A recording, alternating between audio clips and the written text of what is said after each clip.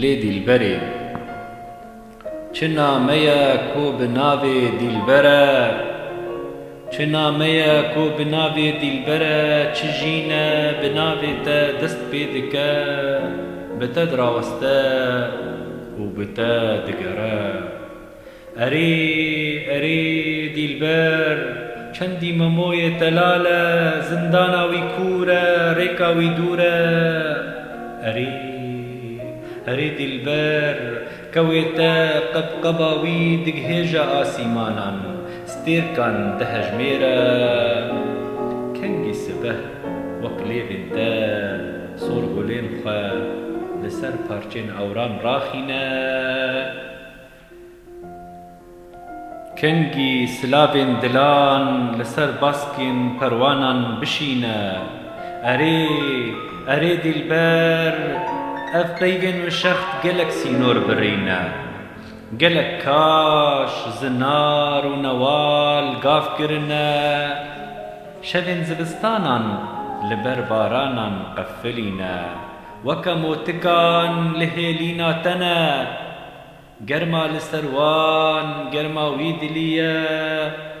بهنا لەبەر پۆزێ وان بهنا یاسەمینا پەنجەراتەیە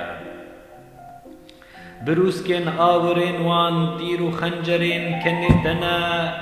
شاهیێن هەڤۆکان ژناف پێلێن پۆراتەنە هەناسە و ئۆکسجینا پشکان ji bêhna buhara sîng û berên te ne xwînacan ji zinarokên her du dêmên te ne erê erê dîlber helbestên min bête wek berazên bejîne wek çikçikoyên nebedîne li kolanan pêxwasin ne ser û ber ji wan remaye aşê yek dilî nema digerînin وارو هێلین هەر ڕەوانێ te dimîne lehiyên hest û nestan ji ciwaniya te diherrikin çendî tûp û tiveng berê wan bi min vebin bawerim tenê wê a li destê te bêgulle fîşek û teqînok be çi nameye ko bi navê dîlbere çi kulîlke ku roj ji buharê dide dere çi ronake li Şamê li ser textê Salaheddîn e çi peyxembere li ser zimanê Belqîs namê dixwîne ji ezbere taca Kisra ye kewa çiyayê kurmênc e kotira li ser pira bafide li dêrika hemû xeml û xêz e Ava zelale ji serê kaniyê diherrike meya lêvan herdem ava jiyana evîndar e li ser dil û cegerê avesta pîroz e ji mêj de olperestên evînê ewan destan diramûsin sawa ewan awiran wêrekiya min hîn jî dihejînin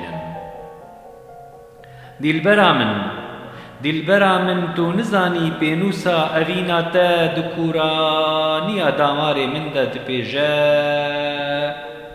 evîna min ma tu nizanî strana payîzî ji derdên te koçere qulingên dilê min bi temsalên te re rêwîne bi temsalên te re rêwîne erê dilber çendî şevên درێژ هلم و بهنا من دیلکردنە هێتونا غوربەتێ سۆسنên hevokên min sotine û bi dûrbûna te hemû reng kizirîne her şev di xewna hevdîtina te de me çawa te bikim çîçek û deynim ser dilê xwe her kêlîkekê te bîn bikim bi xewnên gulgulî دیسا یاسەمینا te bibîr bînim û li vê oda xweyî xirrê xalî çivîkên bîranînên te ji her alî li dehfa hişê xwe bicivînim